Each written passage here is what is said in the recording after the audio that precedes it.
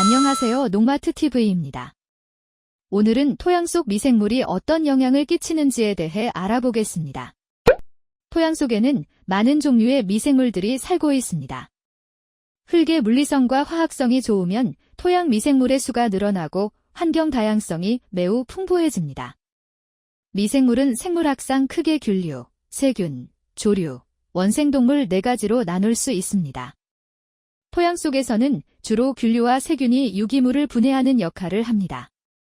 균류가 가장 처음으로 유기물에부터 대략적인 분해를 맡습니다. 그것을 식물이 흡수할 수 있는 양분으로 분해하는 것은 효모나 유산균 같은 세균입니다.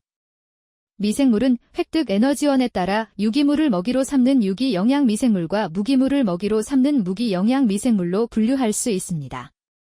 토양 미생물의 95%는 유기영양 미생물이며 나머지 5%는 무기영양 미생물입니다. 이 무기영양 미생물의 대표가 바로 질화균입니다. 질화균에는 암모니아를 아질산으로 바꿔 에너지를 얻는 암모니아 산화세균과 아질산을 산소와 반응시켜 질산으로 바꿔서 에너지를 얻는 아질산 산화세균이 있습니다. 둘은 보통 같이 있으므로 생성된 아질산을 바로 질산으로 바꿀 수 있습니다.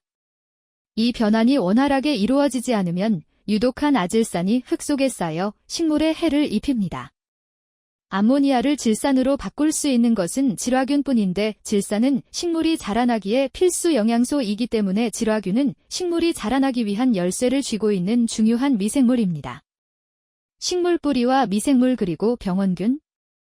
식물 뿌리는 노화로 인해 죽은 세포를 잘라내며 생장하는데 식물 세포에 포함된 탄소는 미생물에게 매우 알맞은 먹이입니다.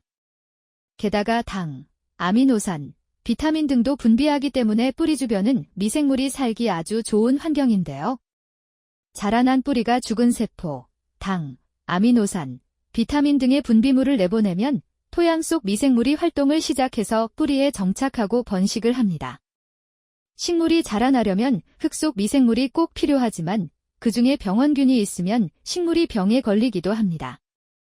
어떤 작물의 뿌리에 증식한 특정 병원균이 흙 속에 남은 뿌리나 수확하고 남은 부분에서 살아남아 홀씨를 형성하면 다음에 작물을 심을 때 발아해서 증식합니다. 하지만 다른 작물을 돌려짓기하면 홀씨는 발아하지 않고 이내 다른 미생물의 공격을 받아 죽게 됩니다. 또한 이어짓기에 따른 다륙 저하를 보충하기 위해 거름의 양을 늘리는 것도 병에 대한 저항력을 약하게 만들어 발병을 조장합니다. 식물은 병원균에게서 몸을 지키기 위해 뿌리의 표피를 딱딱하게 해서 침입을 막거나 병원균이 뿌리의 표피를 녹이기 위해 분비하는 효소의 작용을 저해하는 물질을 내보냅니다. 또는 침입한 병원균을 없애는 항생 물질을 만들고 렉틴이라는 물질로 침입균을 한데 모아 딱딱하게 만들거나 새로운 항생 물질을 만들어 세균과 싸워 식물을 지켜냅니다. 이렇게 토양 속 미생물은 다른 미생물과 사이좋게 지내기도 하고 싸우기도 하면서 복잡하게 얽히고 설켜 일정한 균형을 지키며 살아갑니다. 그러므로 토양을 잘 가꿔놓으면 다양한 미생물이 자라나고 복잡한 구조를 가지는 유기물을 매끄럽게 분해해줍니다. 토양 속 사는 미생물 사이에는 먹잇감을 넘겨줍니다.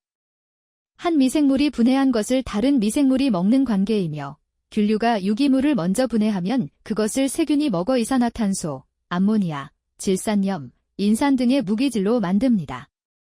그렇다면 미생물들의 먹이는 어떤 것들이 있을까요? 대표적으로 토양 속에 사는 작은 동물들의 대변이 미생물의 먹이가 됩니다.